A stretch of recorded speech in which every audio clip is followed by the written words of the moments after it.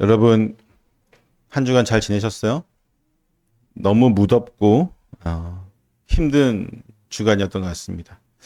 특히나 이 강릉 지역은 지금 기근이 좀 심하죠. 물이 부족해서 여러 가지 불편사항을 조금씩 겪고 있는 것 같습니다. 물이 조금만 부족해도 이렇게 불편함이 많은데 대기근이 들면 어떻게 될까요? 너무나도 힘들겠죠. 1845년에 아일랜드라고 한 나라에 아일랜드 아시나요 혹시? 영국의 바로 옆에 있는 섬나라입니다.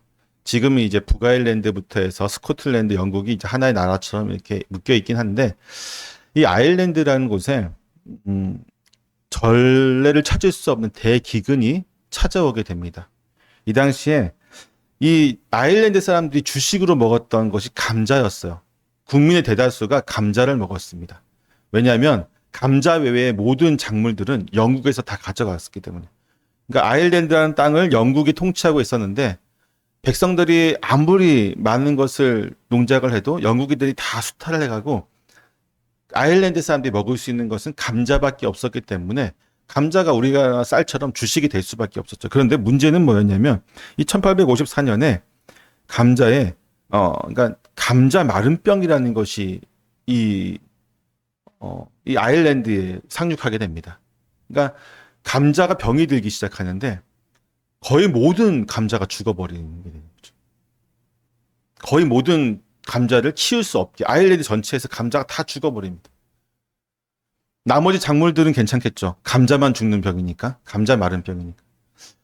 근데 나머지 작물들 누가 가져가요?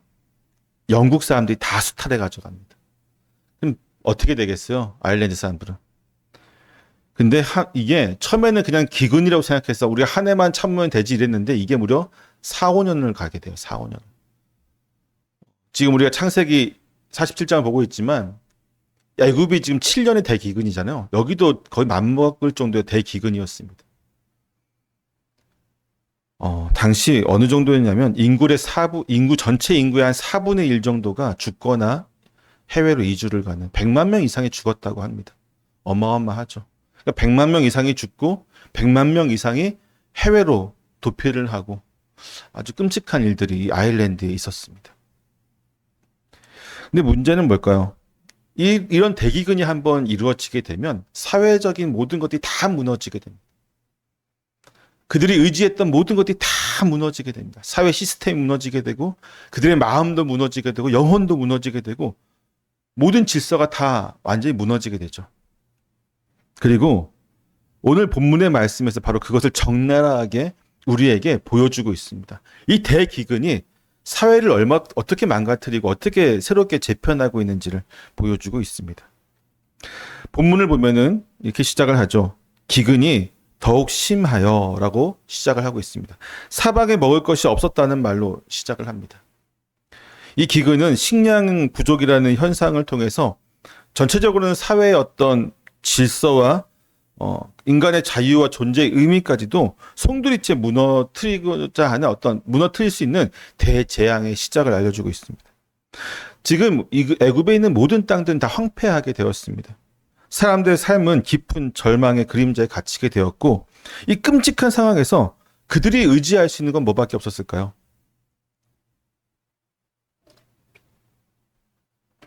애굽 사람들이 의지할 수 있는 것은 단 하나, 요셉밖에 없었습니다. 그들도 알죠. 요셉이 이미 7년의 대풍년 동안에 그 모든 곡식을 어떻게 모아서 저장했는지를 모두가 알고 있었습니다. 왜냐하면 각 마을마다 도시마다 그 사람들 동원해서 창고를 쌓고 곡식을 모았잖아요. 사람들이 다 보고 알고 있었습니다. 그래서 그들은 이 7년의 어떤 대기근 가운데 기근을 어떻게든 버텨내려고 했다가 결국 버틸 수 없게 된 시점부터 요셉만을 바라보게 되는 것이죠. 14절부터 17절까지의 말씀은 애굽 백성이 이 혹독한 기근을 견디기 위해 차례대로 무엇을 포기했는지를 매우 구체적으로 보여주고 있습니다. 요셉의 이 경제 정책은 세 단계를 거쳐서 진행이 되는데 처음에 사람들은 자신의 가진 모든 돈을 가지고 와서 곡식과 바꾸게 됩니다. 돈은 한때 그들의 삶을 지탱했던 가장 확실한 수단이었죠. 요즘 시대도 마찬가지죠. 돈이 있으면 우리가 이 사회에서 떵떵거리고 살 수 있잖아요. 어깨에 힘이 들어갈 수 있습니다. 내가 하고자 하는 모든 것들 다 누리고 살 수 있습니다. 근데 여러분, 그 돈이라고 하는 게 사회적인 시스템에서 제일 먼저 망가지는 게 돈이에요. 전쟁이 일어나거나 대기근이 일거나 사회적인 돈이 왔다 갔다 할 수 있는 시스템 자체가 무너지기 때문에 사실 우리가 의지하고 있는 돈이 사실은 우리에게 정말로 힘들 때는 이 돈이 의지가 될 수 없다는 것을 분명히 보여주고 있습니다. 돈이 있음으로 해서 그들은 풍족하고 여유로운 삶을 살았던 그 모든 사람들이 이제 그 돈을 다 누구에게 줍니까? 요셉에게 다 갖다 바치게 됩니다. 한 줌의 작은 곡식과 맞바꾸기 위해서 그들이 가진 모든 것을 진정한 위기 앞에서 이 돈은 결국 값어치가 없게 되는 것이죠. 정말로 여러분 보십시오. 너무 배고프고 빵 한 조각을 사기 위해서 나에게 돈은 어마어마하게 많은데 빵은 하나밖에 없어요. 어떻게 하겠습니까? 이 어마어마한 돈을 다 주서라도 그 빵 한 조각을 사고자 하는 게 인간의 생존 욕구거든요. 그들의 주머니 속에 마지막 동전까지 모세가 다 긁어가기 시작합니다. 모세가 아니고 요셉에게 바쳐지게 됩니다. 그들의 삶을 지탱했던 이 경제 그 모든 것이 다 무너져 버렸습니다. 그러니까 가장 먼저 무너진 게 뭐였어요? 결국 경제 시스템이었습니다. 다음으로 시간이 흘러서 돈이 다 떨어진 백성들은 그 다음 해에 무엇을 갖다 바치게 됩니까? 자신들이 소중히 여겼던 가축들, 곧 말과 양, 소와 나귀들을 가져와서 곡식과 맞바꾸게 됩니다. 이집트에서 말이라고 하는 가축은요, 그냥 가축이 아니었어요. 사회적인 지위, 어떤 대단한 신분들, 어떤 우리가 생각하면은 고급 승용차 있잖아요. 그 고급 승용차 보통 우리가 얘기하는 어떤 빗땡땡이라든지 뭐 이런 것들 그런 차들이 지나가면 우리가 와 그러잖아요. 그러니까 애굽에서 말을 탄다는 거, 말을 가지고 있다는 건 그런 의미였어요. 나는 상류층이다, 부유하다. 어떤 말을 또 타고 다니냐, 페르시아 말이냐, 무슨 말이냐 따라서 또 그 사람 또 사회적인 지위가 달라지는 그런 사치품이었습니다. 그런 모든 것들을 갖다가 말과 이제 곡식으로 바꾸는 것이죠. 소와 양은 뭘까요? 소와 양은 생계와 번영의 근간이었습니다. 소가 없으면 농사를 짓기 힘들죠. 나귀는 운송수단이었습니다. 그들은 자신들의 부와 안정적인 어떤 자산들 그리고 또 미래를 위해서 갖고 가던 모든 가축들을 다 잃게 되었습니다. 그들의 삶은 이제 물질의 풍요의 근간인 송두리째 다 뽑혀져 나가는 그런 위기에 직면하게 된 것이죠. 그들이 믿었던 또 다른 하나. 첫 번째는 돈이 무너졌고 두 번째는 그들이 가지고 있는 모든 소유물들이 다 무너지게 되었습니다. 그리고 마지막 단계로 그 해가 지나고 나서 기근이 여전히 끝나지 않게 되자 백성들이 이제 무엇을 가지고 있을까요? 가진 것이 황폐한 땅과 몸뚱아리밖에 없어요. 다 갖다 줬죠, 이제. 다시 그들은 빈손으로 요셉에게 찾아갑니다. 그들은 아주 절규하며 절망적인 말로 하고 있죠. 18절에서 한번 같이 읽어볼까요? 18절 시작.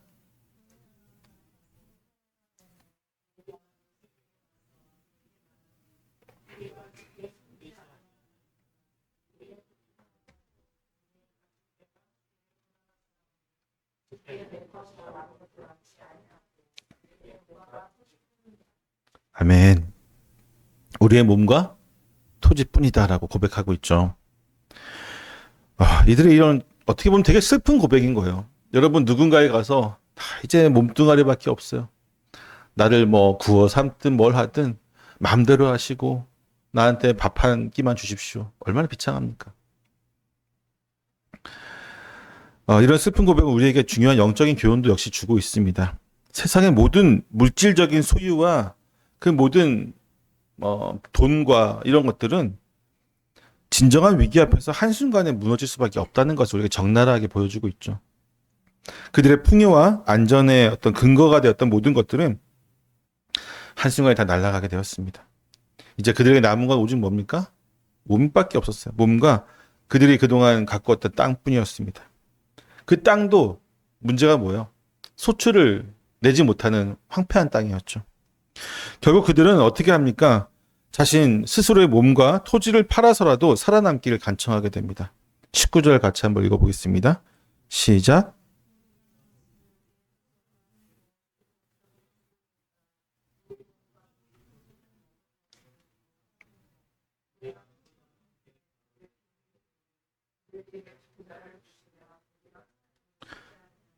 토지도 황폐하게 되지 아니하리다. 아멘. 간청하고 있습니다. 이 간청 속에는 뭐가 있어요? 자신의 자유를 포기하고 있습니다. 심지어는 삶의 터전도 포기하고 있습니다.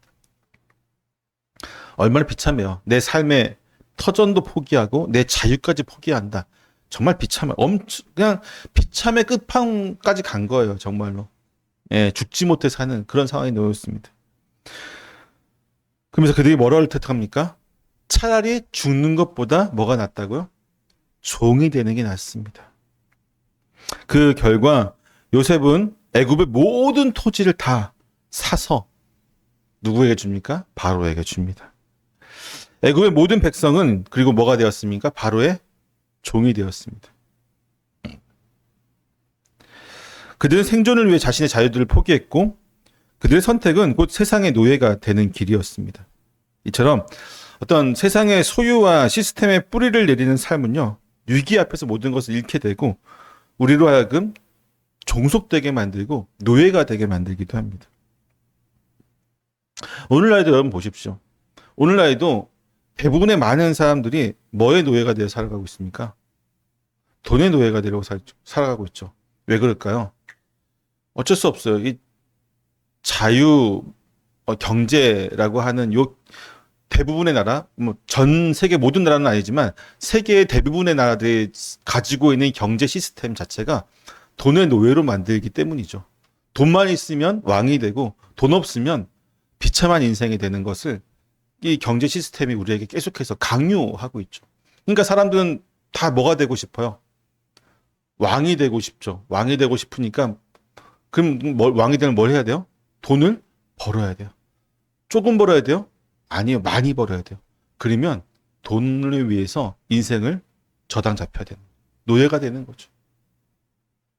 예수님이 뭐라고 말씀하셨습니까? 너희를 위한 보물을 어디에 쌓아두지 말라고요? 땅에다가. 거기는 뭐예요? 존과 동록이 해하며 도둑이 구멍을 뚫고 도둑질을 한다고 말씀하셨어요. 오직 너희를 위해 보물을 하늘에 쌓아두라. 거기는 좀이나 동록이나 해하지 못하며 도둑이 구멍을 뚫지도 못한다. 우리는 지금 돈의 노예입니까? 돈을 온전히 하늘에 쌓아두면서 자유로운 인생을 살고 있습니까? 전도서 역시 마찬가지죠. 전도서는 뭐라고 얘기하냐면 이 세상의 모든 수고와 노력이 헛되고 헛된 것이고 해 아래에 있는 모든 것은 진정한 만족과 평안을 줄 수 없다라고 우리에게 얘기합니다. 지금 애굽의 사람들을 보십시오. 해 아래에서 돈과 가축과 그들의 삶의 모든 것들을 가졌던 그들은 결국 다 포기할 수밖에 없는 상황에 놓였잖아요. 진정한 평안과 만족을 줄 수 없어요. 위기 앞에서 모든 것은 한낱 물거품이 된다는 사실을 보여줍니다. 더 단순하게 얘기하면요. 우리가 이 세상에서 그 무엇을 가진다고 할 세상 최고의 부자가 되든 아니면 세계 최고의 권력자가 되든 우리가 뜻하지 않는 한순간의 위기는 그 모든 것을 다 앗아갈 수 있어요. 대통령이 이렇게 될지 누가 알았습니까? 세계적인 부자가 한순간 무너질지 누가 알겠습니까?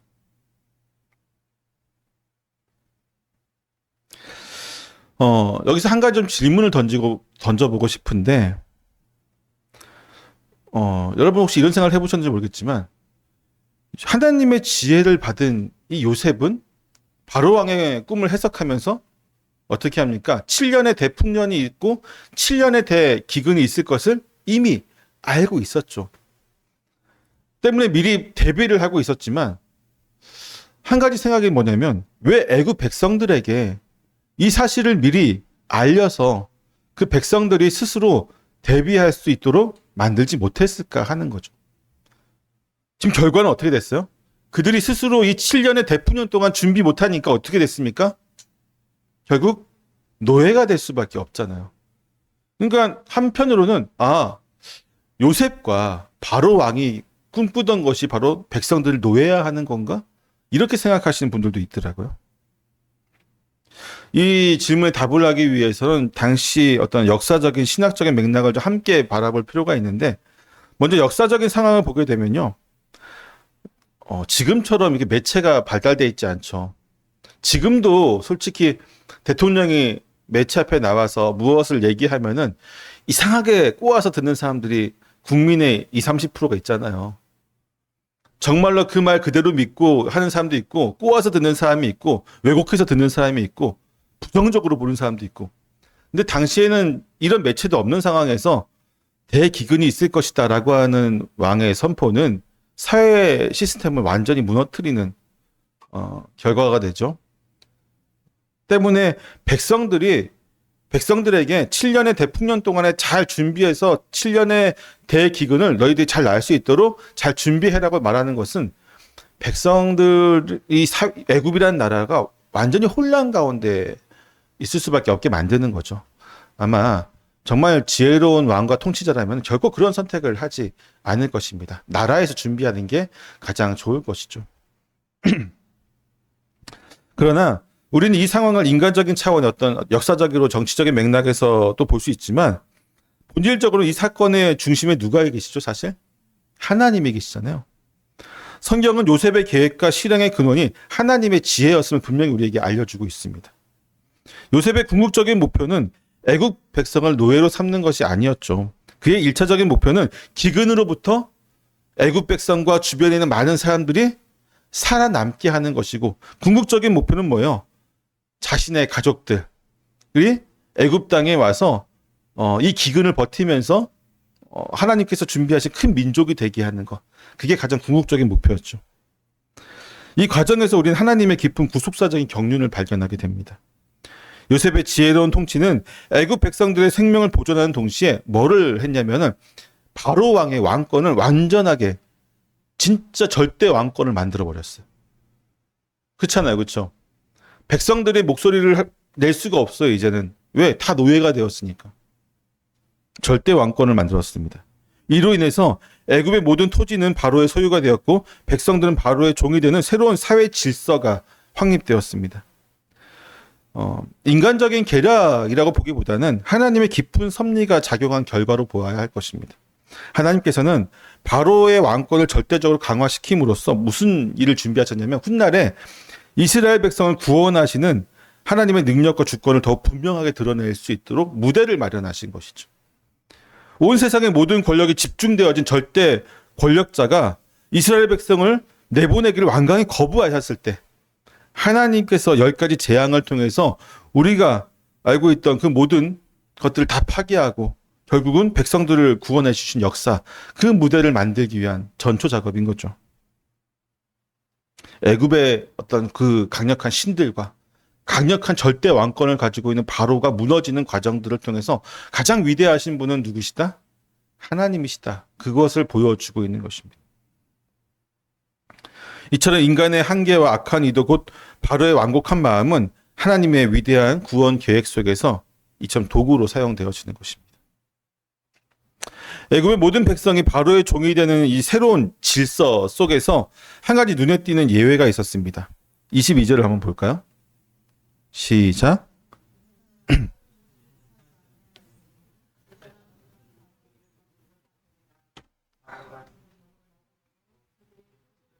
아님이었더라. 아멘. 애굽의 제사장들은 바로 왕으로부터 녹을 받았기 때문에 이 대기근의 위기 속에서도 자신들의 땅을 팔 필요가 없었습니다. 이들의 생계는 왕의 시스템에 의해서, 왕이 주는 그의 힘의, 왕의 권력과 힘에 의해서 보장이 되어지고 있었습니다. 즉 왕의 권세에 의지해서 그들은 생존하고 있었던 것이죠. 이는 그들의 위기 앞에서 흔들리지 않는 보호를 받을 수 있었던 것입니다. 요셉의 아내였던 아스도 또 제사장 가문이었죠. 때문에 이러한 혜택을 다 누릴 수 있었던 것입니다. 애굽의 제사장들이 바로 왕의 녹을 받기 위해 받아서 이 대기근이라고 하는 위기를 온전히 극복했던 것처럼 야곱의 가족 역시도 더욱 위대하신 왕 누구이십니까? 하나님, 여호와 하나님이시죠. 여호와 하나님의 언약 아래서 완벽한 보호를 받고 있음을 볼 수 있습니다. 야곱의 가족은 이미 요셉의 안내로 인해서 애굽 땅에서 가장 비옥하고 풍요로운 땅인 리암셋, 어떤 고센 땅이라고 하는 곳에 정착하게 되었습니다. 그들은 애굽 백성들처럼 돈을 잃지도 않았고 가축을 팔지도 않았습니다. 땅과 몸을 내놓지도 않았습니다. 종이 되지 않았습니다. 그들은 처음부터 애굽에 속한 자들이 아니었죠. 하나님의 약속을 믿고 그분의 백성이었고 그분의 섭리 아래 있는 나그네들이었습니다. 야곱은 이미 바로왕 앞에서 자신의 인생을 뭐라고 고백했어요? 지난주 설교 가운데. 나의 인생은 평생 뭐였다고요? 나그네 인생이었다. 이렇게 고백을 하잖아요. 그 땅에 잠시 머무는 순례자였고 영원한 본향을 소망하는 자의 정체성을 굳게 붙들고 있었습니다. 애굽 백성들은 기근 앞에서 자신의 소유들을 다 왕에게 바치고 결국은 자유를 잃고 노예가 되었지만 야곱의 가족들은 모든 것을 잃을 수밖에 없는 그 위기 가운데서도 하나님의 언약을 가장 소중하게 지키며 나아갔기 때문에 그리고 나그네의 정체성을 잃지 않았었기 때문에 그들은 애굽이라고 하는 이 나라 속에서도 구별된 삶을 살아갈 수 있었고 최적의 환경에서 하나님의 돌보심, 세밀한 돌보심을 통해서 그들이 살아남을 수 있었습니다. 이들의 삶은 세상의 위기 앞에서 흔들리지 않는 진정한 믿음이 무엇인지 우리에게 보여주는 것이죠. 우리는 어떨까요? 우리의 삶은 세상의 풍요와 안정에 얽매여 살아가는 노예입니까? 아니면 영원한 본향을 소망하면서 하나님의 언약을 붙들고 살아가는 나그네의 삶입니까? 우리의 삶은 어떤 것일까요? 무엇을 추구하는지가 중요합니다. 한 성도가 있습니다. 그는 대기업에 다니며 안정적인 직장과 수입 그리고 잘 꾸며진 아파트를 소유하고 있습니다. 그는 자신의 모든 안정과 행복이 이 견고한 자신이 가지고 있는 이 사회적인 얻은 모든 것들을 통해서 세워졌다고 굳게 믿고 있었습니다. 그는 열심히 일했고 열심히 일한 만큼 투자도 많이 했습니다. 그리고 그 투자를 통해서 자산도 매 순간마다 늘려갔습니다. 그러나 어느 한순간 나라가 힘들어지면서 회사가 힘들어지면서 대규모 구조조정이 발표되어지고 그는 한순간 직장을 잃게 되었습니다. 즉 그가 의지했던 것이 무너지기 시작한 것이죠. 그의 삶의 그 순간부터 흔들리기 시작합니다. 그는 불안과 두려움에 사로잡혔고 자신의 존재 가치를 잃어버린 듯한 상실감에 빠지게 됩니다. 그는 다시 한번 자신이 원했던 대기업만큼의 많은 연봉을 주는 그런 직장을 구하기 위해서 면접을 다니지만 번번이 실패하게 되죠. 결국 점점 더 단계를 눈높이를 낮추다가 자신이 잘하는 것이 아니라 자신이 전공했던 것이 아니라 자신이 지금까지 했던 일과 무관한 그런 일, 심지어는 이전에 생각지도 않았던 힘든 일까지도 감수해야 하는 상황에 놓이게 됩니다. 그의 몸은 세상 시스템에 묶여서 생존을 위한 노예처럼 살아가게 되는 것이죠. 반면에 다른 한 성도 같은 경우는 구조조정 속에서도 똑같은 상황 속에서도 다른 반응을 보입니다. 그 역시 직장을 잃는 아픔과 현실적인 어려움을 겪지만 흔들리지 않습니다. 왜냐하면 그의 진정한 안정과 소망은 직장과 내 아파트와 내가 가지고 있는 금융 자산이 아니었기 때문이죠. 그의 안정과 평안은 어디에 있습니까? 하나님께 있습니다. 오직 내가 하나님의 자녀라고 하는 사실, 하나님께서 약속하신 영원한 나라에 소망을 두는 나그네의 삶을 살아가기 때문에 그는 직장을 잃는 가운데서도 평온함을 잃지 않습니다. 내 삶의 터전을 다 잃는 가운데서도 이 마음이 무너지지 않습니다. 비록 여전히 현실적인 어려움은 있을 수 있겠지만 그 현실적인 어려움에서 누구는 똑같은 어려움 속에서 비참함을 경험하고 어떻게 해서든 이 비참함 속에서도 내가 다시금 누리기 위해서 노예가 되어 살아가는 사람이 있는 반면에 어떤 성도는 비참한 가운데서도 마음을 평화롭게 바꾸고 안정감을 누리면서 오히려 사회에서 내가 노예처럼 살아가는 것이 아니라 나그네로서 하나님의 은혜 가운데 살아가는 것을 더 느낄 수 있도록 오늘 하나님께서 나에게 이렇게 베푸심에 대해서 더 풍족하게 고백할 수 있는 삶을 살아갈 수 있게 된다는 것이죠. 애굽 백성들이 혹독한 기근 앞에서 돈과 가축, 땅과 자유를 잃고 세상의 시스템의 노예가 되었던 것처럼 우리도 이 땅의 안일함과 성공에만 모든 것을 걸고 살아가게 된다면 결코 예상치 못한 인생의 기근 앞에서 모든 것을 다 빼앗기고 노예가 될 수밖에 없습니다. 인생은 결코 낭만적이지 않습니다. 인생은 결코 우리에게 파라다이스를 보여주지 않아요. 아무리 하나님을 믿는 백성이라고 할지라도 결국 인생은 항상 우여곡절이 있을 수밖에 없고 항상 실패가 뒤따를 수 있으면 우리는 항상 염두에 두고 살아야 돼요. 성공만을 바라보고 가는 사람은요, 한 번의 실패가 완전히 그 사람의 인생을 무너뜨리게 만들 수도 있습니다.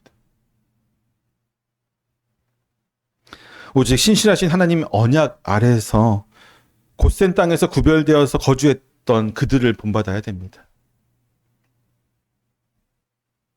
나그네의 삶은 히브리서에서 기록된 믿음의 선조들의 삶입니다. 아브라함과 이삭과 야곱과 그 모든 장막에 거하면서 약속의 땅에서 살았던 그들, 더 나은 본향. 아브라함이 가진 재산이 얼마나 많았을까요? 그렇죠? 이삭과 야곱이 가지고 있는 재산도 어마어마했을 것입니다. 근데 그들은 뭐라고 항상 고백해요? 여러분이 그런 어마어마한 재산을 가지고 있으면 어떡할 것 같습니까? 저 역시도 정말 남들이 보기에 그런 정말 대기업이잖아요. 그렇죠? 가나안 땅에서 가장 부자 중에 한 명이었을 거예요. 세 손가락에 꼽히는 아마 그런 대부자, 왕과도 비교될 만한 부자였는데 그러한 재산을 내가 가지고 있다고 생각해 보세요. 그럼 우리가 생각하는 첫 번째는 뭐예요? 안전이죠. 어떻게 하면 이 재산을 안정적으로 지킬 수 있을까? 더 유지할 수 있을까? 어떻게 하면 이 재산을 지킴으로 내가 더 계속 얼마나 나와 내 후손들이 풍요로운 삶을 누릴 수 있을까? 우리는 그렇게 생각할 수밖에 없는 연약한 존재이죠. 그럼에도 불구하고 아브라함과 이삭과 야곱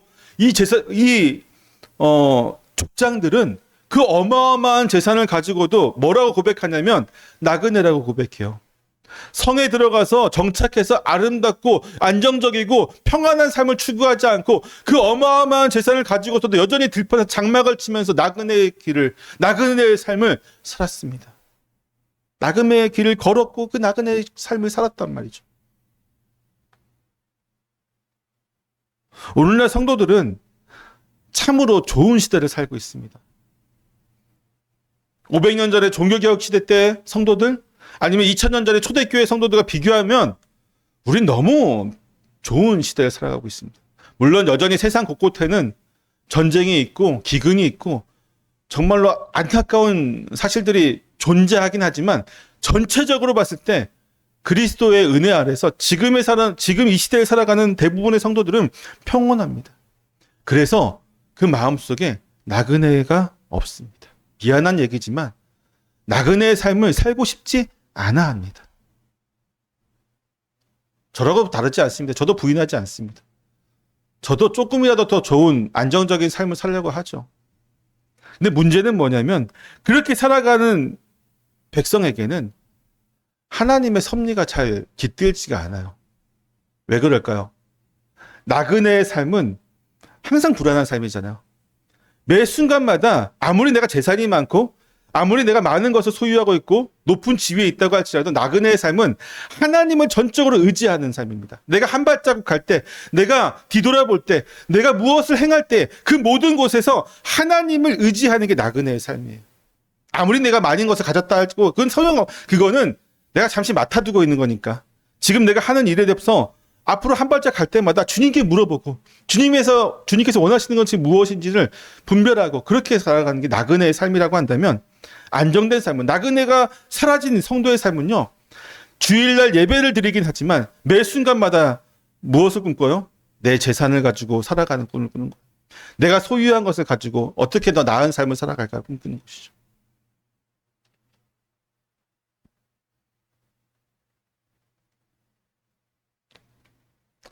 사랑하는 성도 여러분, 우리는 어떤 삶을 살아가야 될까요? 노예, 나그네. 노예는 어떤 삶입니까? 오늘 본문에서 우리에게 주었듯이 이 노예가들이 어떻게 얘기하냐면요, 요셉에게 이렇게 얘기합니다. 25절을 같이 한번 읽어봅시다. 시작.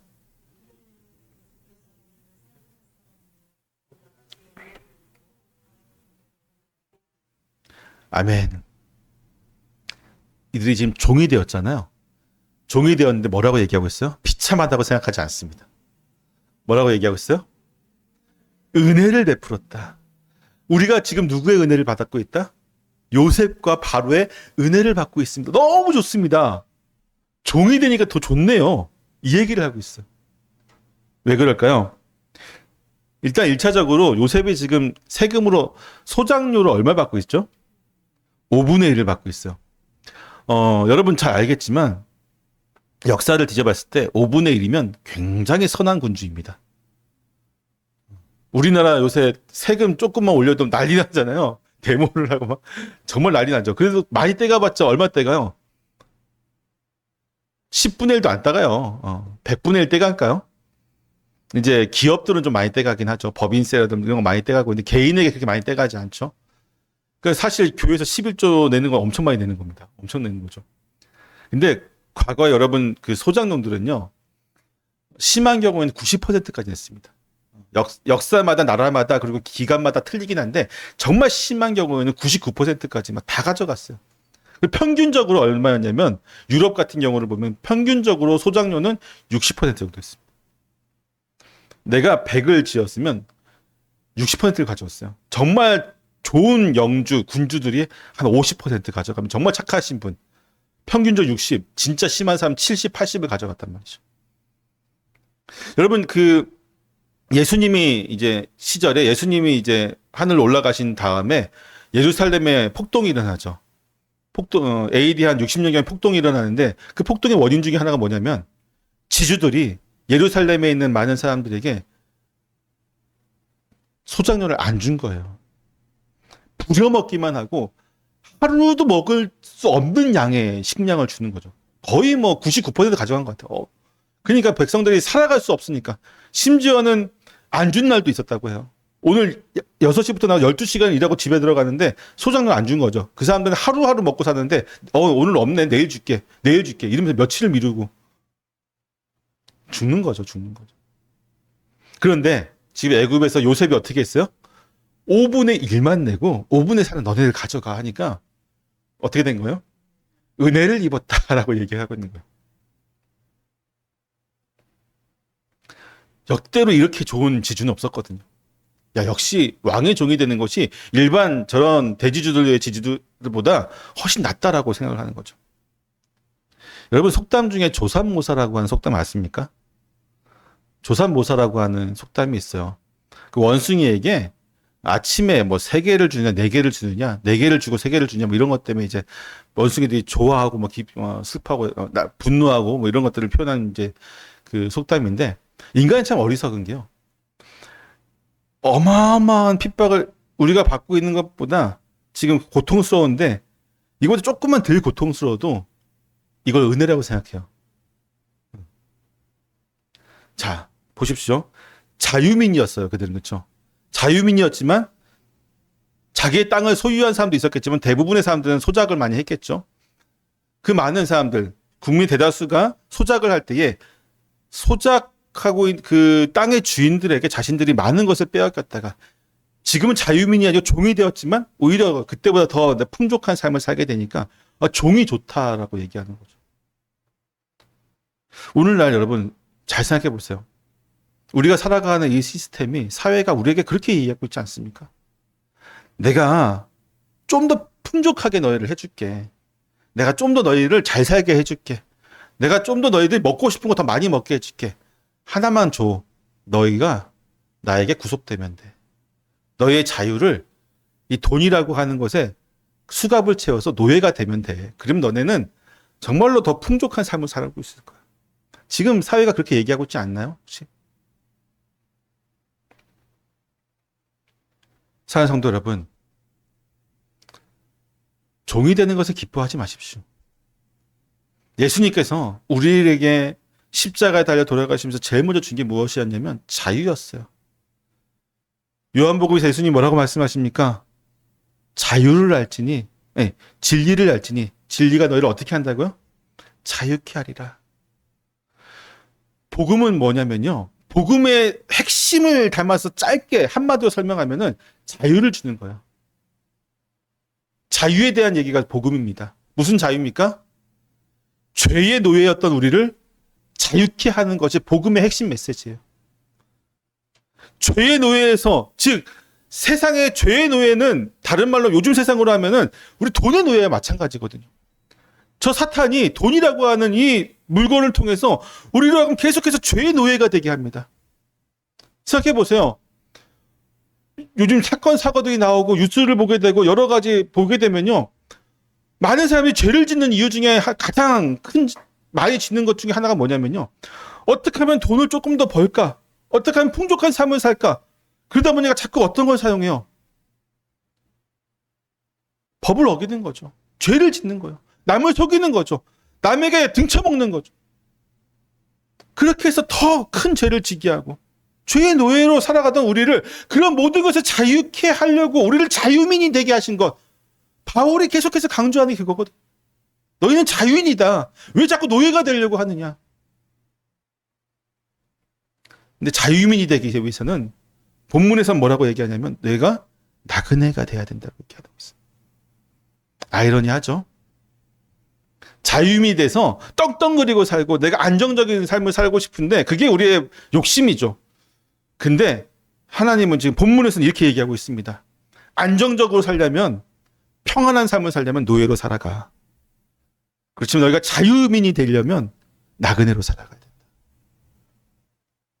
여러분은 어떠한 삶을 사시겠습니까? 안정적인 노예가 되시겠습니까? 아니면 불안하지만 자유로운 나그네의 삶을, 그 삶을 걸어가시겠습니까? 우리가 결단하고 정말 말씀 안에서 비록 어떻게 보면 안전을 포기하는 것 같을 수도 있겠지만 사실 그 자유민 나그네의 삶을 보호하시는 분이 하나님이라는 사실을 우리가 기억한다면 나그네의 삶이 결코 두려움만 있는 것은 아닌 것임을 알 것입니다. 그것을 확신하고 오늘도 한 걸음 나아가는, 또 나그네의 삶을 선택하는 저와 여러분 되시기를 축원합니다. 기도하겠습니다.